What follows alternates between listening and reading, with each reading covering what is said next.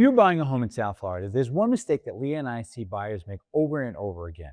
They fall in love with the house before they really understand the location that they're buying. And that's exactly how you end up regretting a purchase they were excited about just a few weeks earlier. So today, Leah and I are going to walk you through a house that most people would probably buy and explain why Leah and I would tell you slow down. Now, before anyone gets upset, this isn't about saying the house is bad. It's actually beautiful. The point is that a beautiful house can still be the wrong purchase. So when you tour the home, what do you notice? You notice the kitchen, you notice the flooring, you notice the pool, but you know what you don't actually notice? The things that you have to live with every single day. We've had buyers absolutely fall in love with the home, only to realize later it backed a busy road, or the backyard lost sunlight by noon, or there wasn't enough privacy, or the commute ended up being twice as long as they expected. None of those things show up listing photos. And honestly, those aren't even the biggest mistakes. Here's one that actually costs you the most. You buy the house and instead of buying the lifestyle. Now, I want you to think about this for a moment. You're not just purchasing four walls. You're buying the drive to work. You're buying the schools. You're buying the weekends, the supermarket,